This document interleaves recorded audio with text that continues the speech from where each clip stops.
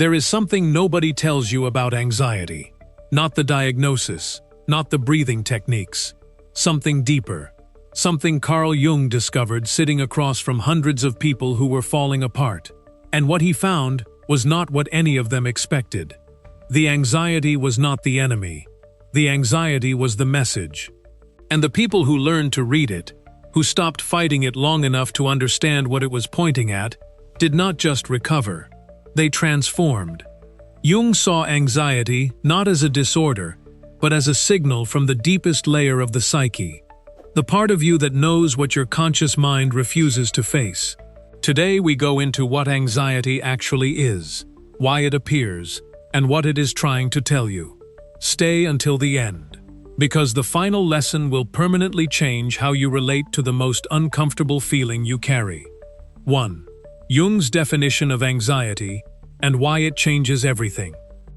We have to begin here, because the definition determines everything that follows.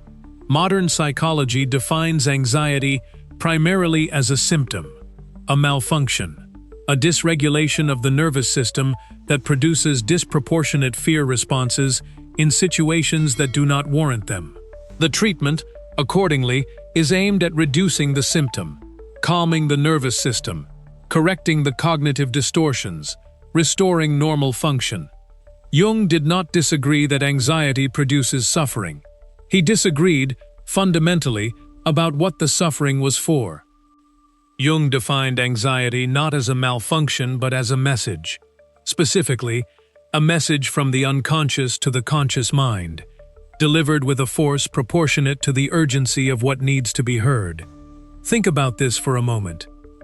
If the unconscious, the vast, deep territory of the psyche that contains everything the conscious mind has suppressed, avoided, and refused. If this territory has been trying to communicate something important for a long time through quieter signals, and those signals have been ignored, what happens next? The signal gets louder, more disruptive, more impossible to ignore, more insistent in the specific way that only the body can be insistent, through sleeplessness, through racing heart, through the relentless, sourceless dread that will not be reasoned away. This is anxiety, in Jung's framework, not a malfunction, an escalation. The psyche, having tried everything quieter, turning up the volume until the conscious mind finally stops and asks, what is this actually about? And the answer to that question, the real answer, beneath the immediate triggers and the surface explanations, is almost always the same category of thing. Something in your life is fundamentally misaligned with who you actually are. 2. The unlived life, Jung's most important concept for understanding anxiety. This is the concept that unlocks everything. Jung observed, across hundreds of clinical cases, a pattern so consistent, he eventually considered it a law of the psyche. Anxiety almost always intensifies at the boundary between the life you are living and the life you are meant to be living. He called this second life, the one not being lived, the unlived life. And he believed the unlived life does not simply wait patiently. It accumulates pressure. It pushes against the walls of whatever container you have built to keep it managed and suppressed. And eventually, when the container can no longer hold, it breaks through. Often as anxiety, sometimes as depression, sometimes as physical illness with no apparent physical cause, sometimes as the sudden, inexplicable collapse of something, a marriage, a career, a carefully constructed identity that appeared from the outside to be functioning perfectly well. Jung called this the midlife crisis, though he understood it as something that could happen at any age, and as something far more psychologically significant than the cultural caricature suggests. It is not vanity or selfishness or the refusal to accept aging. It is the unlived life, accumulated beyond the capacity of the psyche to contain, finally demanding to be acknowledged. The anxiety you carry is frequently the pressure of this unlived life.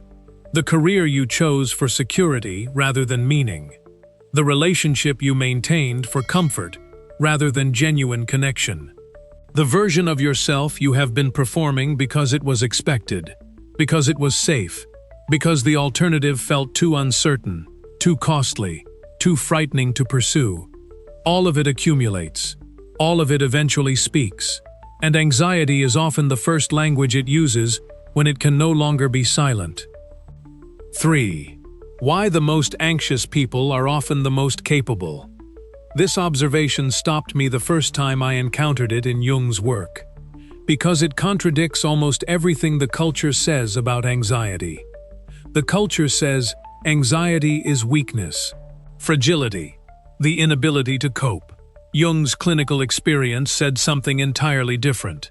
The most intensely anxious people he worked with were, disproportionately, people of unusual sensitivity, unusual intelligence, unusual depth of inner life. Not because sensitivity causes anxiety directly, but because the more finely tuned the instrument, the more precisely it registers when something is out of alignment. A person of shallow inner life can live a life significantly misaligned with their actual nature without producing much anxiety. There is not enough depth to generate the signal. But the person of unusual depth, unusual sensitivity, unusual psychological complexity, they feel the misalignment with extraordinary precision. Every deviation from their actual nature produces a response. Every suppression of what they genuinely are generates pressure. Every performance of a self that does not match the actual self costs something that accumulates relentlessly. This is why, Jung observed, the most gifted individuals are so frequently also the most tormented. Not because greatness requires suffering as some romantic notion suggests, but because greatness requires a depth of self that is exquisitely sensitive to its own violation. The anxiety is the sensitivity. The sensitivity is the instrument, and the instrument, developed rather than suppressed, becomes the very thing through which the greatness eventually expresses itself. 4. The night sea journey. What transformation actually looks like. Jung had a phrase for the period of profound psychological disruption that precedes genuine transformation. He borrowed it from mythology, from the ancient stories of heroes swallowed by monsters, of descents into the underworld, of deaths that were followed by rebirths. He called it the night sea journey.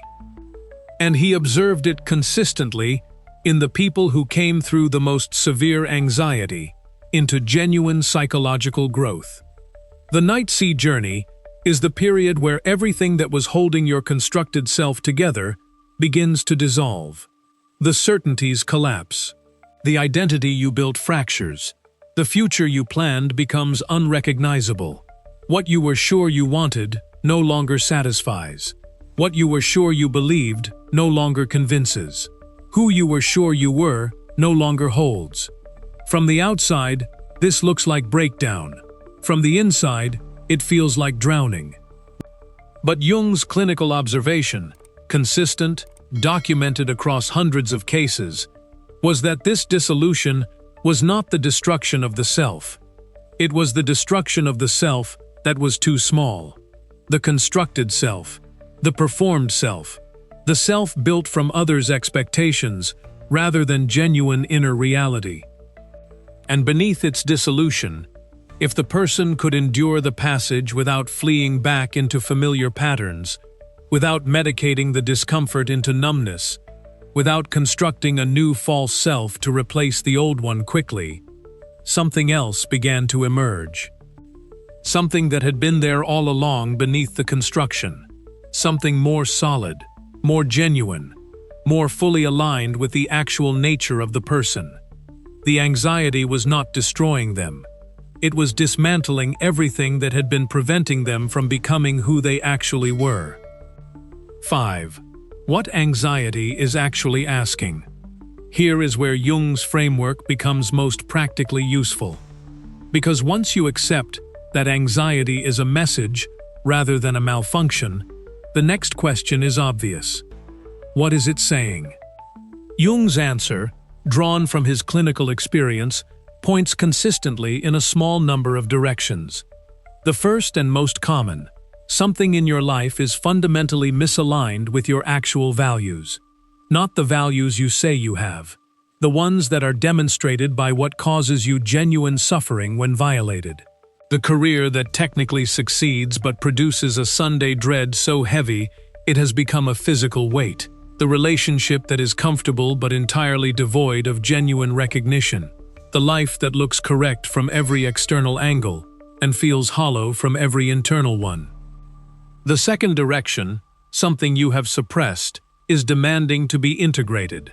The shadow material. The qualities, desires, capacities you have rejected or denied because they were unacceptable to your family, your community, your self-image. These do not disappear. They accumulate, and the anxiety is frequently their pressure against the walls you built to contain them. The third direction, you are being called towards something you are afraid to answer. A direction, a vocation in the original sense, a calling. Something that pulls at you with a persistence you have been trying to rationalize away because the cost of following it feels too high. The anxiety, in this case, is not warning you away from the thing. It is the cost of not going toward it, the pressure of a potential that is not being actualized. The specific suffering of a person who knows, beneath every rationalization, what they are supposed to be doing, and has not yet found the courage to begin. 6. The people who fled the anxiety and what it cost them. Jung documented this with a clinical precision that is difficult to read comfortably. Because the pattern he observed in the people who fled, who found ways to silence the anxiety without addressing what it was pointing at, was consistent and devastating. They found relief, real, genuine, temporary relief, through whatever mechanism was available to them: substance, distraction, compulsive work, compulsive pleasure, the construction of a new relationship, or a new identity that temporarily satisfied the surface need. And the anxiety quieted, for a while. But the unlived life did not go away. The unintegrated shadow did not dissolve. The calling that had not been answered did not stop calling. It simply went underground again, and gathered more pressure. And when it returned, and in Jung's clinical observation, it always returned, it came back harder, more disruptive, more insistent, often in a form more difficult to manage than the original anxiety. Physical illness, relationship collapse, addiction that had been casual becoming consuming, depression that had been manageable becoming total. The flight from anxiety did not produce safety. It produced a more expensive version of the same confrontation, deferred to a moment when the person was less resourced to face it.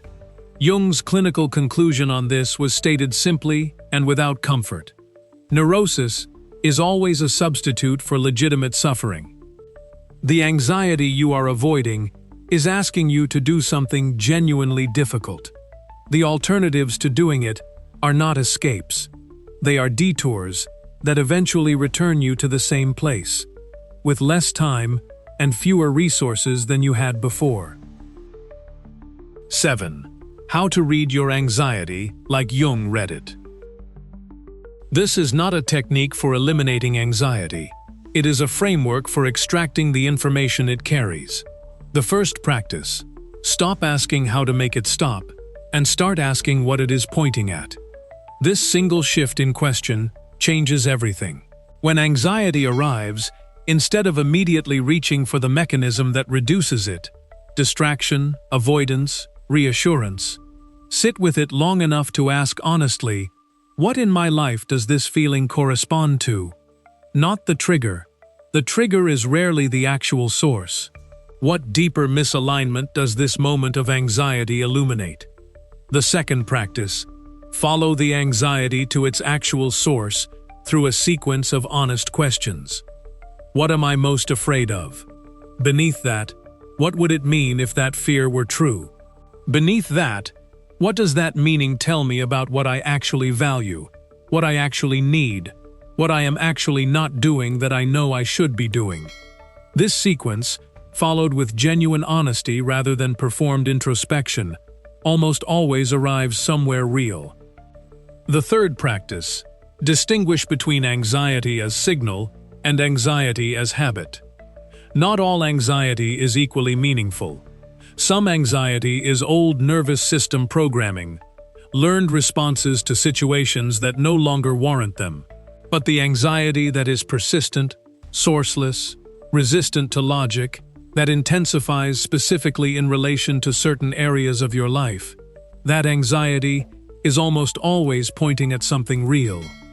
The fourth practice: make one small movement toward what the anxiety is pointing at. Not a dramatic gesture, not a life-overturning decision made in the heat of the feeling. One small, honest movement toward the thing. The conversation you have been avoiding. The work you have been postponing. The direction you have been pretending you don't feel pulled toward. Jung observed consistently that even the smallest genuine movement toward the unlived life produces a measurable reduction in the anxiety that was generated by its suppression. Not because the difficult thing is done, because the psyche recognizes, with immediate, almost physical relief, that you have finally heard the message. 8. What comes after the night sea journey? For the people who endured it, who did not flee the anxiety back into comfortable suppression, who allowed the dissolution to complete itself, Jung documented what emerged on the other side, with a consistency that he found, even after decades, remarkable. Not a return to who they were before, something different, something that could not have existed without the passage. A self more genuine than the one that was dismantled. Values more truly chosen than the ones that were dissolved. Relationships more real than the ones that had been maintained through performance. Work more aligned with actual nature than the career that had been constructed for external approval. And, critically, a relationship with anxiety itself that was permanently altered. The person who has been through the night sea journey and emerged, who has learned, through the hardest possible experience, that the dissolution did not destroy them, carries something that cannot be manufactured any other way.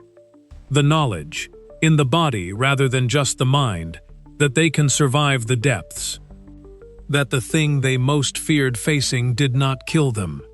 That there was something on the other side of the worst of it.